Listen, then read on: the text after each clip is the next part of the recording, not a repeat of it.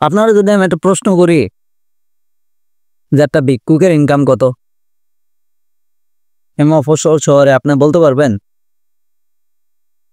হয়তো ভাবতে পারেন যে 500-700 টাকা বা 1000 টাকা।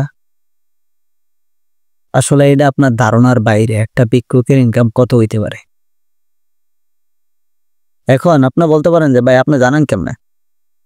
আমি জানি অনেক কারণ আছে। তার মধ্যে অন্যতম কারণ, আমি আগে যেই বাসায় থাকতাম ওই বাসাটা ভিক্ষুক ছিল, একটা ফ্ল্যাট নিয়ে। আর আমি আগে যেহেতু ফুডে দোকানদারি করছি, আমি এগুলো অনেক দেখছি, এই জন্য। এবার আমি মূল টপিকে আসি, ফুডের ইস্যুতে আসি। তো আমার দোকান ছিল হাউস বিল্ডিং মাস্কটের এখানে। তো এই যে উত্তরার ভিতরে, উত্তরা এই মফস্বল শহরটার ভিতরে যত ধরনের ভিক্ষুক আছে তারা 9টার পরে এসে মিলিত হয়। বুঝতে পারছেন? 9টা 10টা বা তার একটা আগে পরে মিলিত হয়। ওইখানে একটা মাস্কটের অপোজিট একটা ইয়ে আছে, আইডিয়াল প্রোডাক্ট নামে একটা কার্ডের দোকান আছে। কার্ডের দোকানে সিঁড়িতে বসে ম্যাক্সিমাম ভিক্ষুক। এটা 2019-এর কথা, এখন তো 24-25 এসে পড়ছে। ওইখানে মিলিত হয়। তো তারা সারাদিন যা খাবার টাবার মানুষের কাছ থেকে পায় ওইগুলো সবাই ভাগযোগ করে খায়, রাস্তার ভিতরে ঘুমায়, যা কিছু করে রাস্তার ভিতরে করে, নেশা টেশা যা করে রাস্তার ভিতরে করে। এখন আপনার কাছে মনে হইতে পারে যে ভিক্ষুকের আগে নেশা করে। এবার আসি, আমি সবার কথা আমি বলতে পারি না, জাস্ট আমি কয়েকটা ভিক্ষুক দেখছি মুরব্বীর ভিতরে যারা সবচেয়ে বেশি নেশাগ্রস্ত ভিক্ষুকের ভিতরে। বুঝতে পারছেন? তাদের খাওয়া দাওয়া চলাফেরা, তাদের মানে একটা স্মার্ট একটা সমাজে চলার জন্য যা লাগে তারা ঠিক ওইভাবে বাসার মধ্যে চলে। হয়তো রাস্তায় গেলে তারা ভিক্ষুক থাকে। এবার আমি এটা মূল যে টপিক, আমি ওই টপিকে আসি। আমি একবার কয়েক ভিক্ষুকের সাথে আলাপ করতেছে আমার দোকানের পাশে বসে। তখন আমি দোকান গোছাইতেছি, প্রায় 10:30 বাজে। তখন আলাপ করতেছে, বলতেছে যে আমার কিস্তির টাইম হয়ে গেছে। তখন আরেক ভিক্ষুক বলতেছে তোর কিস্তি কত মাসে? আমি কিস্তির কথা শুনে আমি অবাক হয়ে গেছি। ওনার কিস্তি নাকি 32,000 টাকা প্রতি মাসে। একটা ভিক্ষুকের কিস্তি 32,000 টাকা, তাহলে আপনি চিন্তা করেন।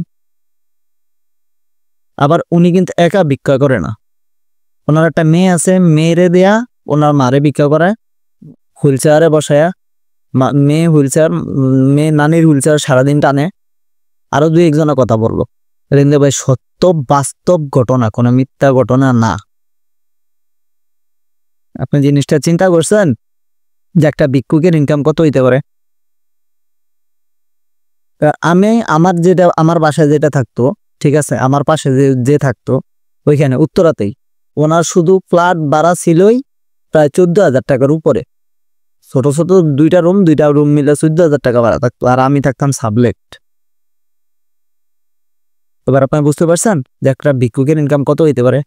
এই যে আপনি যত প্রতিবন্ধী মানুষ দেখেন না, যে হুইল চেয়ার লয়ে ঘুরে, এটা করে সেটা করে, কাঁধে লয়ে ঘুরে বা সারাদিন লয়ে ঘুরায়, আর ম্যাক্সিমাম ক্ষেত্রে 80-90% মানুষের ভিতরে আপনি দেখবেন কি জানেন, ওটা তখন নিজেকে বাচ্চা না, এটা সারাদিনের জন্য ওরা ভাড়া আনে। যে সমস্ত যারা শিশু করে নিয়ে বিক্রি করে দেখবেন যে ম্যাক্সিমাম শিশুরা ঘুমায় থাকে।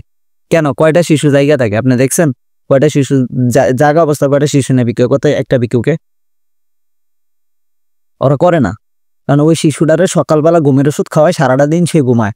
এবার রাত্রে কি হয় এটা আমি জানি না, তাকেও ঘুম কয়টা বাজে ভাঙে এটা আমি জানি না। কি বলছি বুঝতে পারছেন? সারাদিনের জন্য একটা শিশুরা ভাড়া করে, সারাদিনের জন্য একটা প্রতিবন্ধীরা ভাড়া করে। ওনাগো স্ট্রাকচার দেখে এইটাই মনে হয় যে একটা প্রতিবন্ধী যদি জন্মায় তাহলে এটা ওনাগো কপাল। সবার ক্ষেত্রে না কিন্তু ভাই, আছে কিছু কিছু মানুষ আছে। বুঝতে পারছেন? কিছু কিছু মানুষ আছে এরকম। তো এই যে আপনার কষ্টের টাকা, আপনার পরিশ্রমের টাকা, ঘাম ঝরানোর টাকা আপনি যে মনুষ্যত্ব বোধের থেকে ওনা করে দিতেছেন, আসলে আপনি দিতেছেন কারে? আপনি একবার হিসাব করছেন? ম্যাক্সিমাম ল্যাংড়া মানুষ, ম্যাক্সিমাম লুলা মানুষ সবাই সুস্থ। আপনি বিশ্বাস করবেন কারে? ম্যাক্সিমাম মানুষই সুস্থ ভাই। যারা ব্যান্ডেজ করে চলে, ঠিক আছে, যাদের হাতে পায়ে রড ঢুকানো তাগোটা আমি জানি না, তাগোটা আমি দেখিনি, কিন্তু যারা ব্যান্ডেজ করে চলে ম্যাক্সিমামই সুস্থ লোক। বুঝতে পারছেন?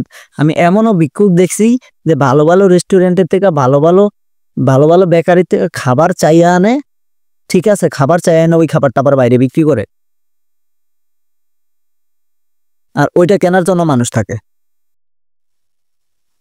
এখন আপনার একটা সামর্থ্য নাই আপনি কুপার্সের থেকে একটা খাবার কিনবেন, আপনার সামর্থ্য নাই যে আপনি কাচ্চিডেনের থেকে খাবার কিনবেন, বা এখান থেকে ওইখান থেকে খাবার কিনবেন, ভালো ভালো দামি দামি রেস্টুরেন্টের থেকে খাবার কিনবেন, মিস্টার বেকারের থেকে খাবার কিনবেন। ওই সমস্ত জায়গার থেকে ম্যাক্সিমাম ক্ষেত্রে হয়তো কেউ কিনে ওনা করে দেয়, ওনার আবার আরেকজনের কাছে বিক্রি করে, ওনার ভিক্ষুক, এই ভিক্ষুকরাই। অতএব কেউ চাইলেই দিয়ে দিয়েন না ভাই, আগে দেখেন বুঝেন। ওনাগলিকা এমন কিছু কিছু ভিক্ষুক আছে, ওনাগলিকা যারা অরিজিনালি ভিক্ষুক তারা ভিক্ষাই পায় না। বুঝতে পারছেন? বিশ্বাস করবেন আপনি বিশ্বাস করবেন না, এটা কিন্তু সত্য কথা ভাই। আমি ফাও কথা নিয়ে ঘুরি না, আমি ফাও কথা নিয়ে ঘুরা মানুষ না। এই শহরে যা ভিক্ষুকের যা ইনকাম আছে আপনার তার ধারে কাছে নাই। একটা ভিক্ষুকের ইনকাম কত হইতে পারে এবার আপনি হিসাব করেন। দিনে যারা 200 টাকা বা 300 টাকা বা 400 টাকা ভাড়া নিয়া, একটা শিশু ভাড়া নেয় ভিক্ষা করে, একটা প্রতিবন্ধী ভাড়া নেয় ভিক্ষা করে, তাহলে তারা কত ইনকাম করে আপনার হিসাব আছে?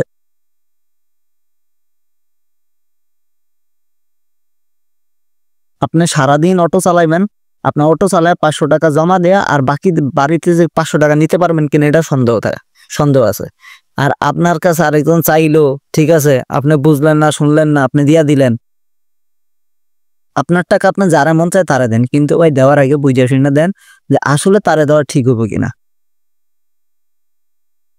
আপনার মনুষ্যত্ব আছে, আপনার মহানুভবতা আছে বিদায় দুনিয়াটা এখনো টিকে রয়েছে, আপনার মহানুভবতার আমি সেলুট জানাই।